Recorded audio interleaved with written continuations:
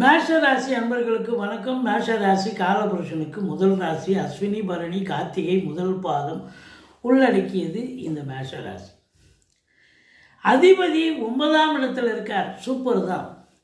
ஆனால் சனி பார்வையில் இருக்காருங்க. சூரியனும் செவ்வாயும் 9ஆம் இடத்தில் இருந்து சனி பார்வை பெறுவது என்பது ஒரு சிறப்பான ஒரு நிலை அல்ல அப்படின்னு சொல்லணும். இந்த டிசம்பர் 14 முதல் 20 வரைக்கும் இந்த மேஷ ராசிக்கு இந்த வார கிரகங்கள் எப்பேற்பட்ட பலனை வழங்கப் போகிறது என்பதை பார்க்கலாம் வாங்க. ராசிநாதன் 9இல் இருப்பது சிறப்பு, ஆனால் சனி பார்வையில் இருப்பது சிறப்பல்ல.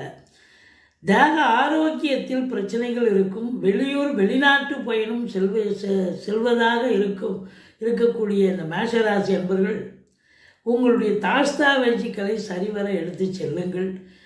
காரகோ பாவனாஸ்தி என்று சொல்லக்கூடிய அமைப்பு இருப்பதால் தந்தைக்கும் உங்களுக்கும் கருத்து வேறுபாடு வரும். கொஞ்சம் விட்டு கொடுத்து போங்க, அரவணைச்சு போங்க. மற்றபடி உங்களுக்கு மற்ற கிரகங்கள் சாதகமாக இருக்கின்றனவா அப்படின்னு பார்த்தீங்கன்னா, 9க்குடைய குரு 4இல் அமர்ந்து குரு பார்வை கோடி நன்மை 8ஆம் இடத்தை பார்க்கிறார். சுக்கிரன் புதன் குரு பார்வையில் இருக்கிறது.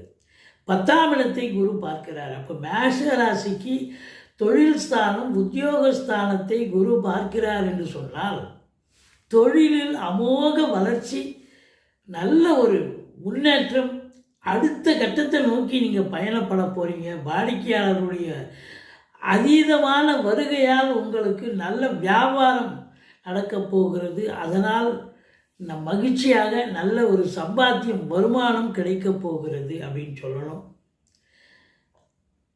அரசு உத்தியோகத்தில் இருக்கிறவங்க, தனியார் துறையில் இருக்கிறவங்களுக்கு பதவி உயர்வு, ஊதிய உயர்வு இதெல்லாம் கண்டிப்பாக கிடைக்கும். டிரான்ஸ்ஃபர், இன்க்ரிமெண்ட் போன்ற சலுகைகளுக்காக காத்திருக்கும் அன்பர்களுக்கு சரியான நேரத்தில் சரியான ஒரு அமைப்பு நிச்சயமாக உண்டு அப்படின்னு சொல்லணும்.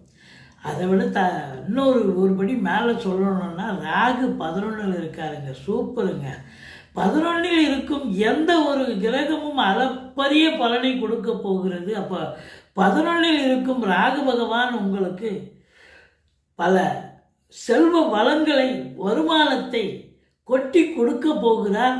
தொட்ட இடமெல்லாம் தொடங்க போகிறது. வருமானம் அதிகரிக்க போகிறது. வங்கி கணக்கு உயரப்போகிறது. சந்தோஷமாக இருக்க போகிறீர்கள். சாதிக்கக்கூடிய ஒரு நிலை நிச்சயமாக இருக்க போகிறது.